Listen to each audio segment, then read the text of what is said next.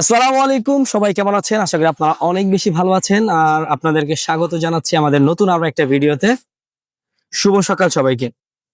তো আজকে আমরা খুব গুরুত্বপূর্ণ একটা বিষয় নিয়ে আলোচনা করবো, আর সেই গুরুত্বপূর্ণ বিষয়টা মোবাইলে নিয়ে আসছি, যেন অন্তত আমার তথ্যগুলো ভালো না হোক, তবে ভুল যেন না হয়, এটার জন্য।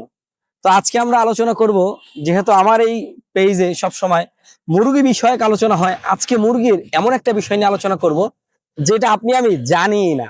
আর জানি না বলতে অধিকাংশ লোকই জানে না। তো আমরা আজকে জানবো মুরগির সাধারণ বেসিক কিছু তথ্য।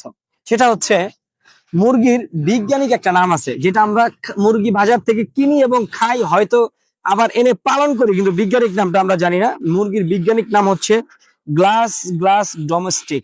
এটা হচ্ছে মুরগির বৈজ্ঞানিক নাম। এবং মুরগির সাধারণ একটা নাম আছে, যেটাকে বলে পারিবারিক নাম, সেটা হচ্ছে ফেজানিডি।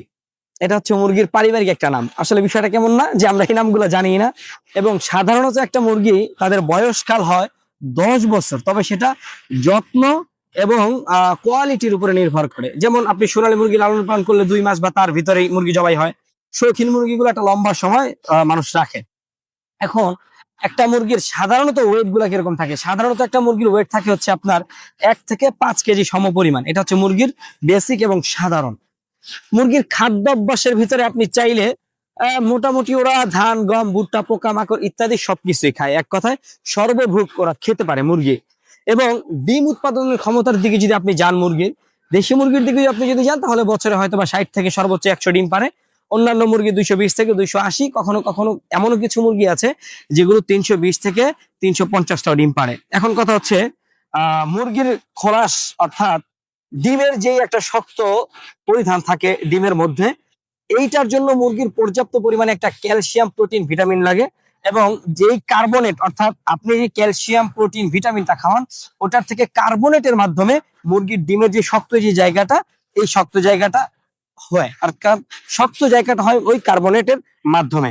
এটা হচ্ছে প্রাথমিক দিক। এবার আমরা আসি আমাদের দ্বিতীয় দিক, সেটা হচ্ছে মুরগির জাত এবং ব্যবহার। এই বিষয়টা আমরা অনেকেই জানি, বললে আপনারা মনে করবেন যে এগুলো তো আমরা জানি। সেটা হচ্ছে, ব্রয়লার মুরগি যেটাকে বলা হয়, সেটা হচ্ছে মাংস উৎপাদনে অনেক বেশি ভালো। লেয়ার যেটাকে বলা হয়, ডিম উৎপাদনের জন্য এটা গুরুত্বপূর্ণ।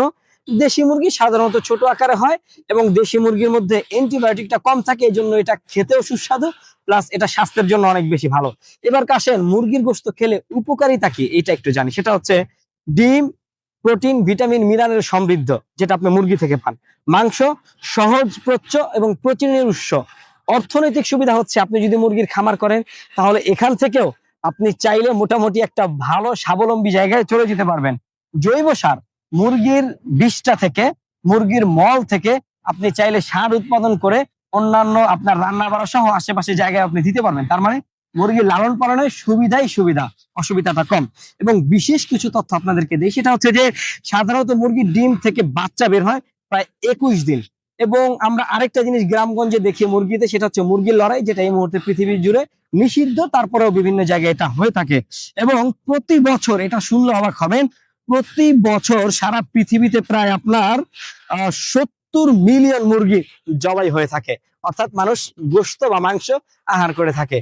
তো আজকের এই ভিডিওটা কেমন লাগলো অবশ্যই কমেন্ট বক্সে জানিয়ে যাবেন, এবং কোন বিষয়ের উপরে ভিডিও করবো সেটাও জানাবেন। আমরা চেষ্টা করবো পরবর্তী ভিডিও আপনার বিষয়বস্তুর উপরে নির্ধারণ করে বলার জন্য। ধন্যবাদ সবাইকে, ভালো থাকবেন। আবারও দেখা হবে নতুন আরো একটা ভিডিওতে। আল্লাহ হাফিজ।